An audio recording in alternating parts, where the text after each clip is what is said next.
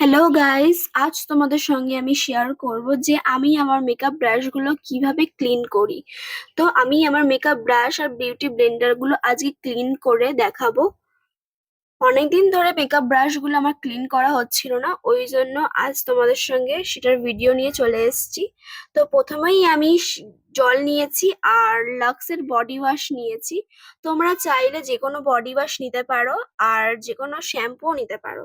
তো আমি ভালো করে বডি ওয়াশটা গুলিয়ে নিয়ে তারপর এর মধ্যে আমি বিউটি ব্লেন্ডার আর ব্রাশগুলো দিয়ে দেব। এটা এবার 1 ঘন্টার জন্য আমি ভিজিয়ে রাখবো। তো 1 ঘন্টা পর আমি এটাকে আবার পরিষ্কার করব। একটা বাটির মধ্যে আমি শাওয়ার জেল নিয়ে ব্রাশগুলো ডুবিয়ে ডুবিয়ে ভালো করে পরিষ্কার করছি। দেখো হাতের ওপরে আমি ব্রাশগুলোকে ঘুরিয়ে ঘুরিয়ে ব্রাশগুলো হালকা হাতে ঘষতে হবে, বেশি জোরে জোরে ঘষা যাবে না।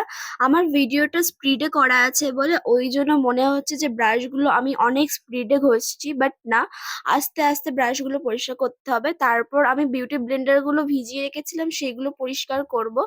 দেখো কতটা পরিমাণ ফাউন্ডেশন বার হয়েছে। তোমাদের একটা কথা বলে দিই যে বিউটি ব্লেন্ডার আর ব্রাশ সবসময় পরিষ্কার করা উচিত, কারণ এটা আমাদের স্কিনের ওপর ইউজ করা হয়। পরিষ্কার না করলে আমাদের স্কিনের ওপরে র্যাশও বার হতে পারে, ওই জন্য নিয়মিত পরিষ্কার করাটা খুবই দরকার। এবার আমি দুধ চায়ের মতো কালারের জলটা আমি ফেলে দেব।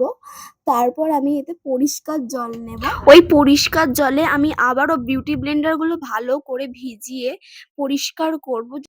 এইভাবেই আমি ৩-৪ বার পরিষ্কার জলে ভালো করে ধুয়ে নেব এটাকে, যাতে পুরোপুরি আমার বিউটি ব্লেন্ডার গুলো পরিষ্কার হয়ে যাক। তারপরে আমি ব্রাশগুলো পরিষ্কার করব। আমি ব্রাশগুলো পরিষ্কার জলে ৩ থেকে ৪ বার ধুয়ে নেব, যাতে প্রপারলি পরিষ্কার হয়ে যায়। সমস্ত ব্রাশগুলো পরিষ্কার করার পর আমি একটা ট্রের ওপর রেখে দেবো। তার আগে আমি ট্রের ওপর টিস্যু পেপার তারপর আমি ব্রাশগুলো ভালো করে নিংড়িয়ে নিয়ে ঝেড়ে তার ওপর টিস্যু পেপারের ওপর আমি রেখে দেব। ব্রাশগুলো আমি পরপর সাজিয়ে নিলাম। তারপর আমি বিউটি ব্লেন্ডার গুলো এর ওপরে রেখে দেব। এটা এবার পাখার তলায় সারা রাতের জন্য আমি রেখে দেব।